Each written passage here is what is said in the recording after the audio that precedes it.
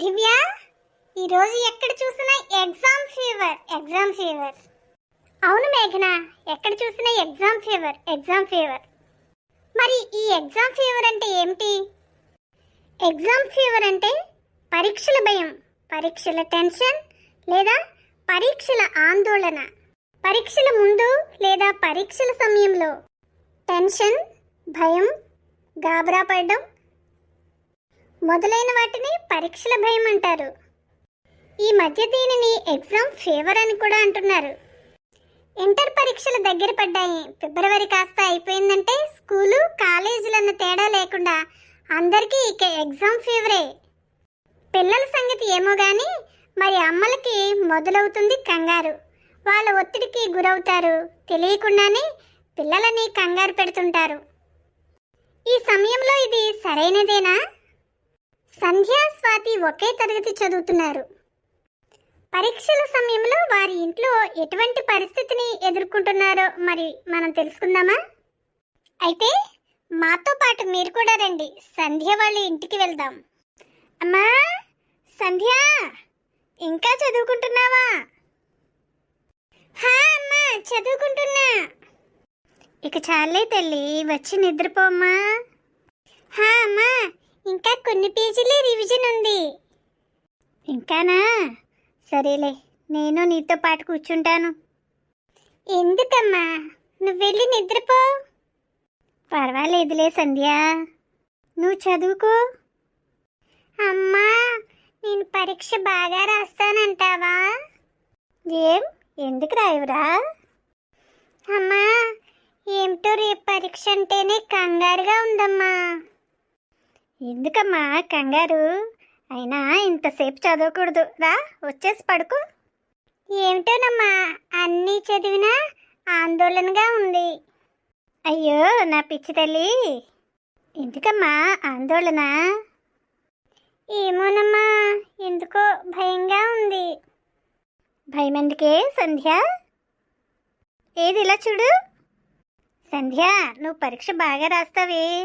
ఒకవేళ నువ్వు రాయకపోయినా పర్వాలేదు, సరేనా?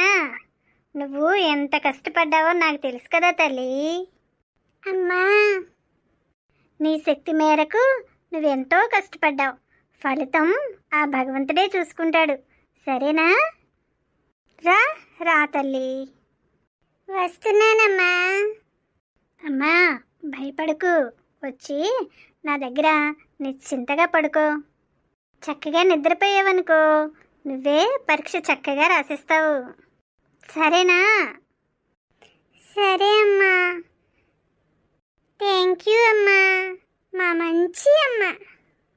మరి చూశారు కదండి, సంధ్యకు తల్లి ఇచ్చిన ధైర్యంతో ప్రశాంతంగా నిద్రపోయింది. ఉదయాన్నే పరీక్షకు హాజరైంది.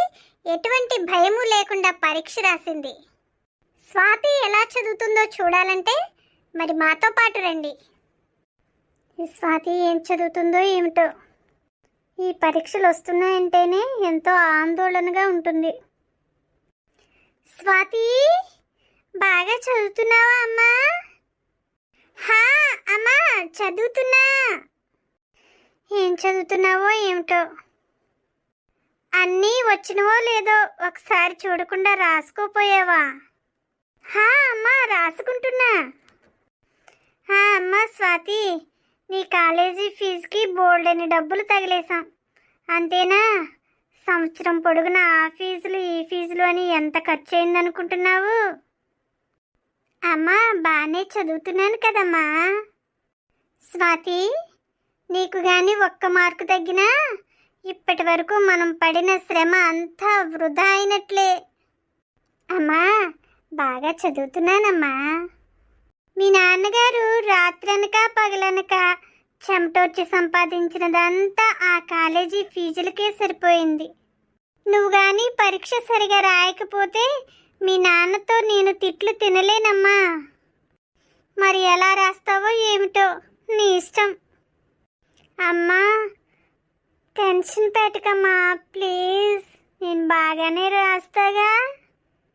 టెన్షన్ నీకు కాదమ్మా స్వాతి, నాకమ్మా టెన్షన్.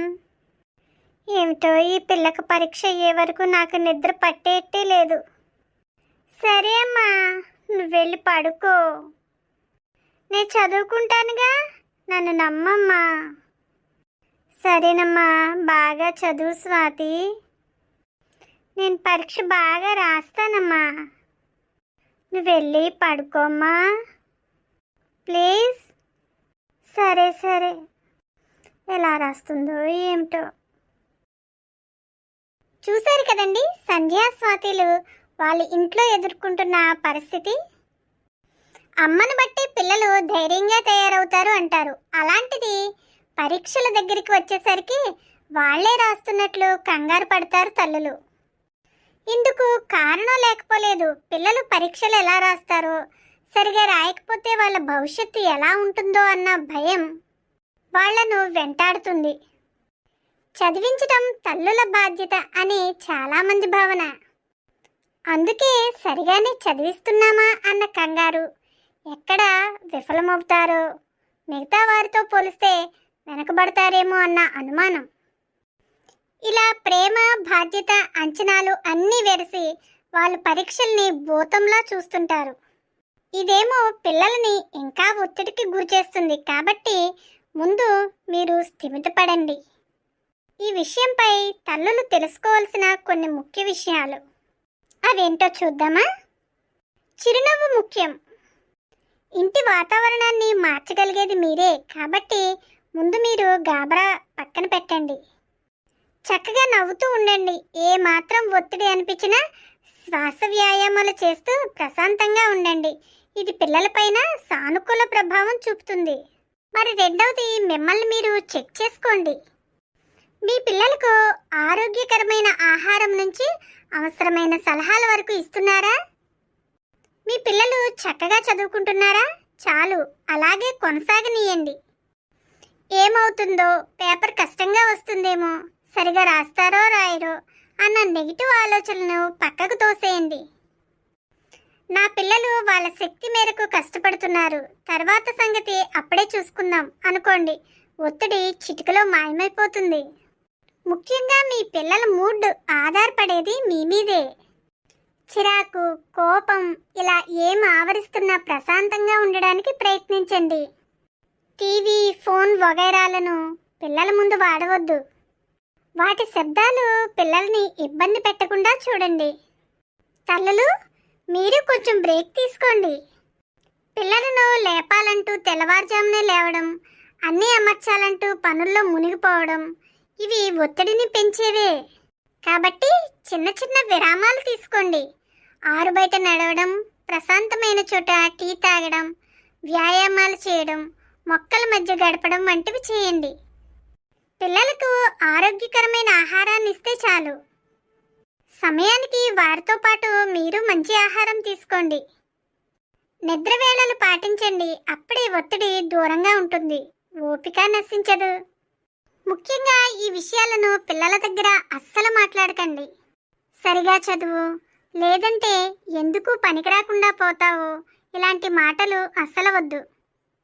వాళ్ళు సరిగా చదువుతున్నారో లేదో అనే అనుమానంతో చెక్ చేయడం అస్సలు చేయకండి.